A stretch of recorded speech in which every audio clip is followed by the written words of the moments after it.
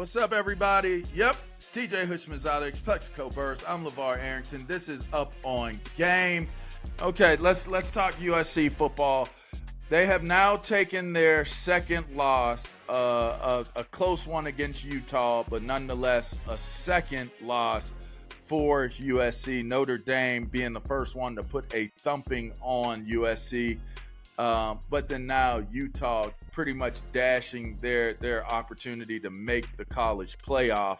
There have been a lot of conversations about should Caleb Williams continue to play the season out or should he shut it down? Now, depending on how everything plays out, we do know that there are reports that are out there that Caleb also has said whatever team that is going to take him in the draft are going to have to be prepared to give up some ownership stake and value in the team. We talked about this in shows past. Have these losses impacted and affected Caleb Williams' draft stock? Has it affected him? I mean, I would assume we'd say that 3 interceptions. Was it 3 interceptions against Notre Dame? I believe it was.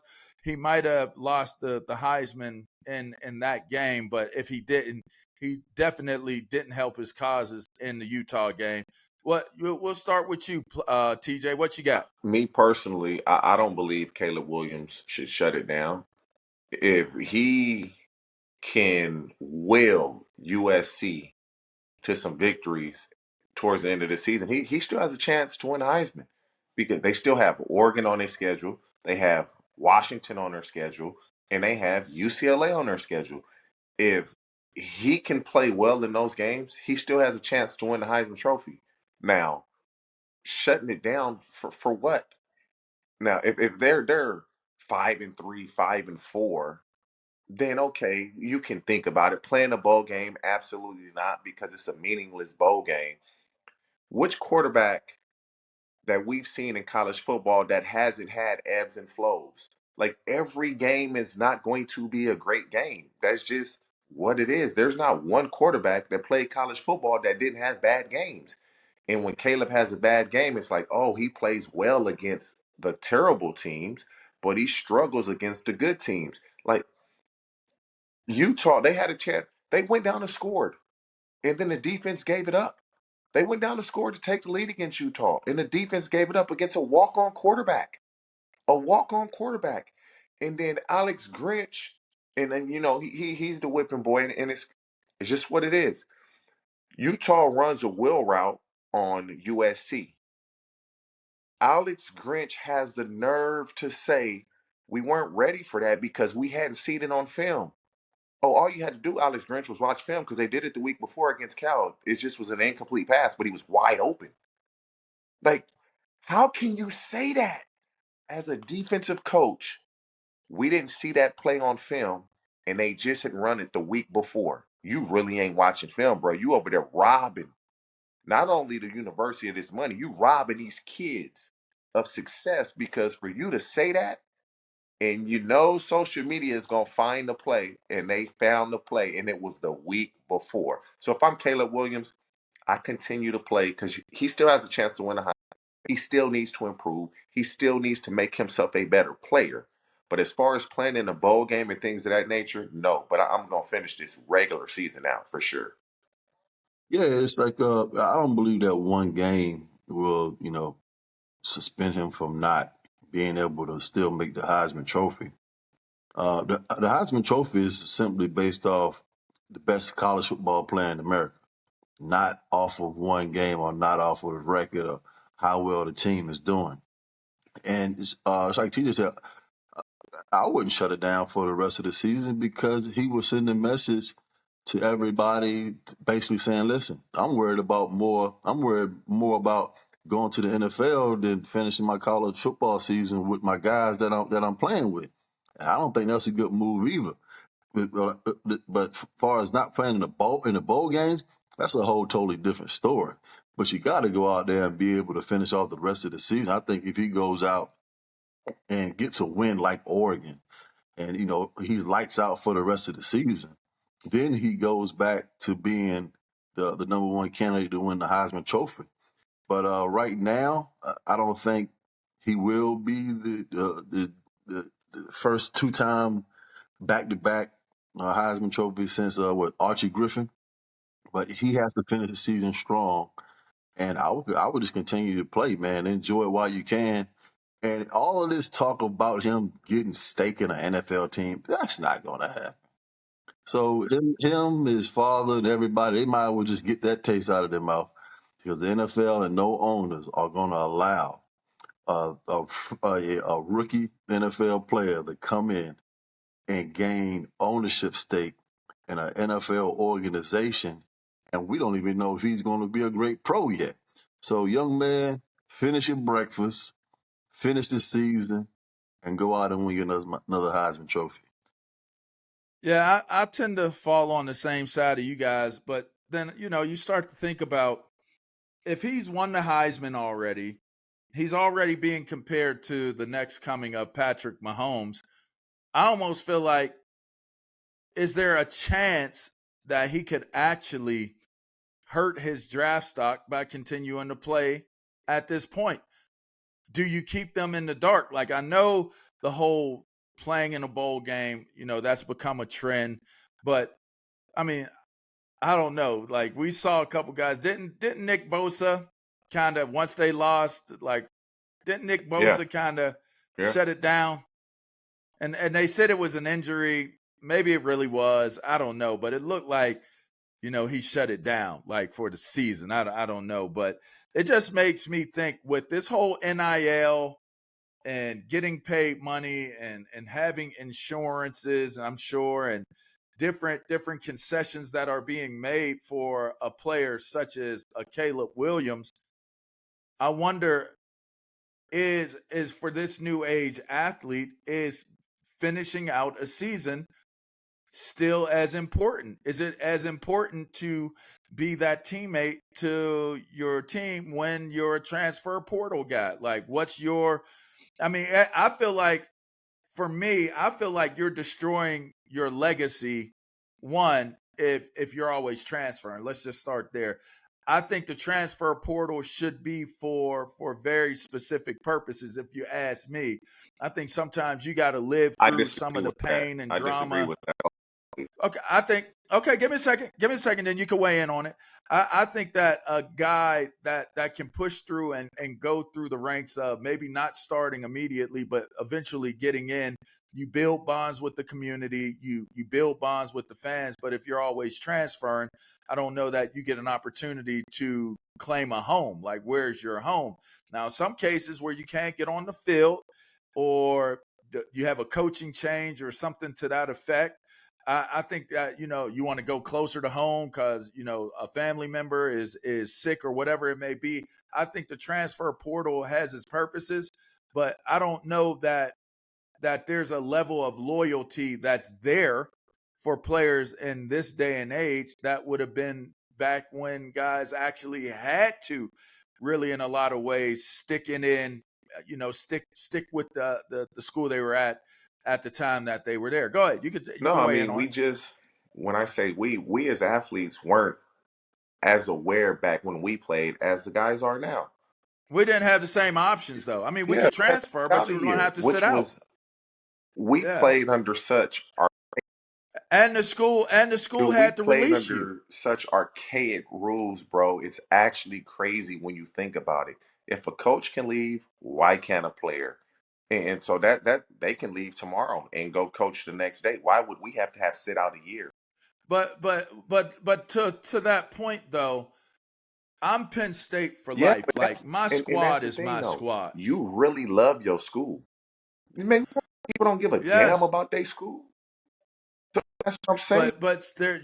but to me, there's something to be said about having that type of bond Yeah, and that type of LaVar, relationship with the place that LaVar, you you were the attended. second pick of the draft, bro. So the school did a lot for you. You did a lot for school.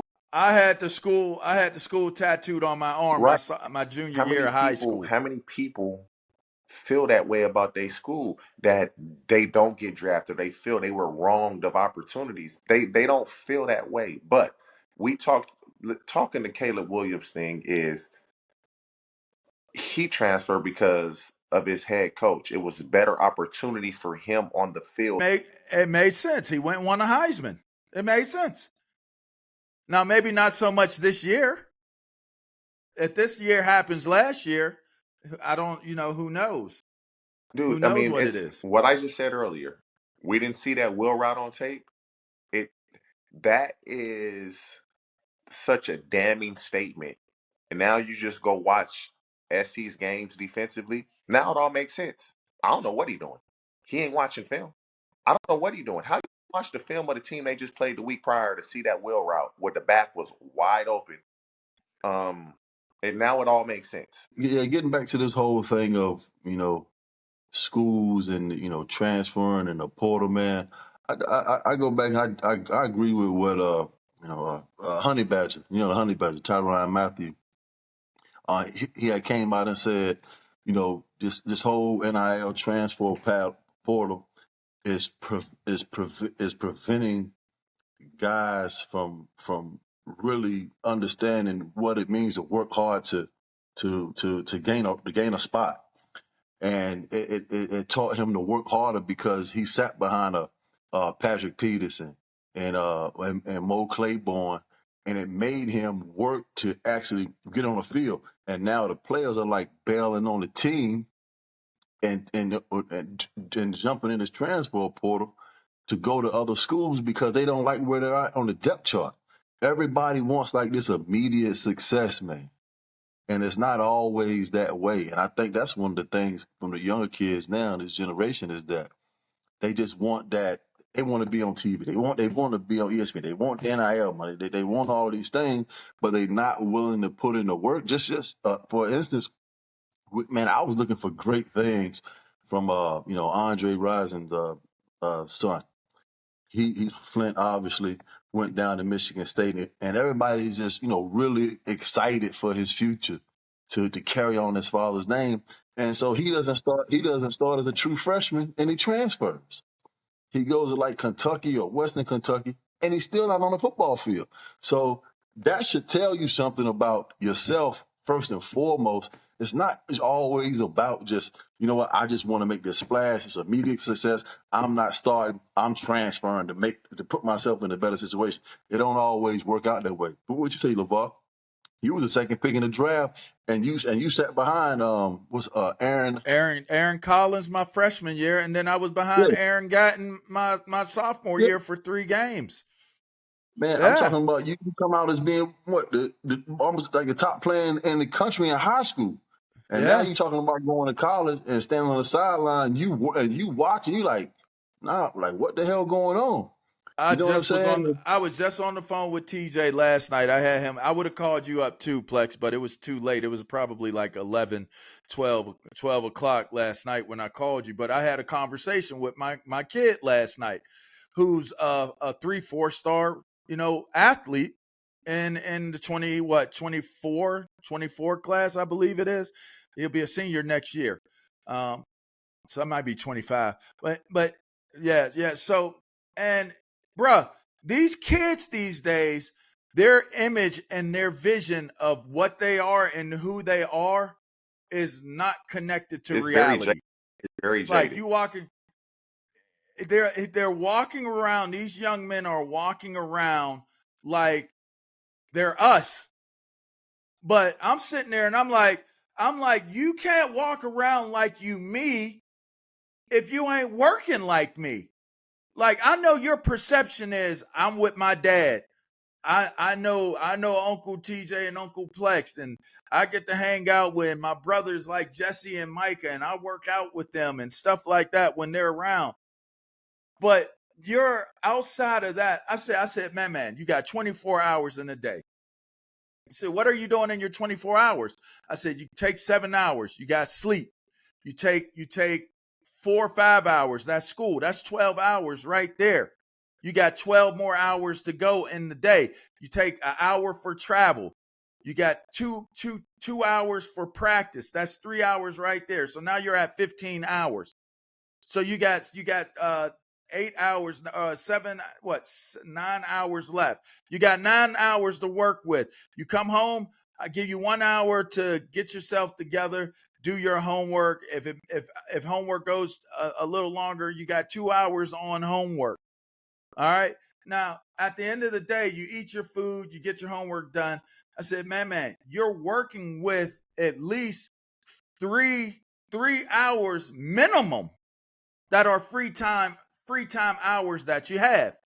3 hours minimum. I got so into film, and maybe it was because my dad, if you know my dad's story, my dad doesn't have feet. He lost them in Vietnam. He's a war vet, a war hero to me. I never was able to run with my dad. So the way I learned how to do things was by us watching it on film. My dad be like, look at what he's doing. Watch what he's doing. Do what he's doing. Eric Dickerson, run like Eric Dickerson. Linebacker, play like Greg Lloyd. Play like, Mike Singletary, Lawrence Taylor. Play like them. That's how I learned to play the game, because my dad couldn't run with me. So I wasn't out running with him, catching the ball and all this stuff. So I was always in the film. I tell man, I was watching hours of film. I hit you up last night. You said get 15 I to said, 30 give him 30 minutes in. minutes. And I said, let's start there. And he started watching. So now he's sending me film on my text messages, and we're talking about him doing film review. But I'm like, man, you can't, what Don Staley said, you can't have NFL dreams when you got backyard work ethic. Like, it just ain't going to work. It ain't going to work. You got to work, bro. Like, you got to come to me. Let's work on your technique. Like, I'm looking at the film he sent me, and I'm like, dude, you're standing there and you're catching. They're doubling you, but you're standing there and you catching. You're supposed to attack one of them, attack his shoulder, drop your level, rip through, and do what you need to do. Knife that gap. Don't stand there and let both of them push you and drive you 20 yards off the field. That ain't production. You're not showing any type of dominance, but you be walking around like you that boy because you got scholarship offers. What'd you say? Scholarship offers come to high school kids based off of what a lot of times? Potential, straight up and down. I said, man, you better understand the difference between potential and production. You better understand the difference between potential and production. Because we've kind of veered off subject, but oh well. How is it with your son in that perspective? Well, I think at first, he was kind of looking at me like, just like LaVar said, like I'm Plaxico Burris' son. So for him, it's also automatic. I'm going to play pro football, and I'm like, dog, that ain't how it works. And I'm saying to myself, I said, dog, you don't work hard enough. He said, what you mean? And he's like, you don't take me to work out. I say, well, that's the first problem. I shouldn't have to come to you and ask you, do you want to go work out? That's the first problem right there in the whole essence of being a hard worker and wanting to do it. Not somebody coming to you and asking you, do you want to do it? And I think, after that, he kind of started picking it up a little bit. And now he's just a workaholic. I think he sees like what's in front of him with, the offers and everything that he's getting. Now he just want to continuously get better. And I don't have to ask him to do nothing. I can look out the window and I'd be like, oh man, he over there running hills. It's 8, 9 o'clock in the morning. And that right there is what's it's missing from our kids today. Right. They watching YouTube videos, they watching social media videos, they seeing these commitment videos, they're seeing dudes that they friends with post. I'm blessed after having a great conversation with coach in such and such school to offer me, and half these boys ain't even getting real offers. You're not even getting real offers, and you walking around here like you like King Tut around this mother sucker. Like, that's the problem I have with today's culture and what surrounds these players. And the reason, I know we veered off, but the reason why I brought this up as a point is these are the kids that are going to college. These are the kids that are going to college. If you're not married and dedicated to the game that much, where I told man, I said, it's 3 things. I said, one, you gotta have habits. Like, you gotta be disciplined with your habits. When you don't want to do it, you still got to do it. You got to motivate, and you got to have the self-discipline to do it. And I'm gonna know when you're doing it because I'm gonna see you make up your They bed. think because of what you said earlier, LaVar, the same with Plex, is your kids are around so many guys that have made it. They think it's easy.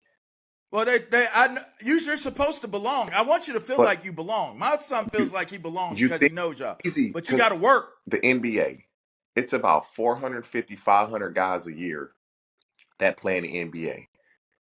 When now with the NFL rosters with the practice squad, it's give or take 1,800 NFL players.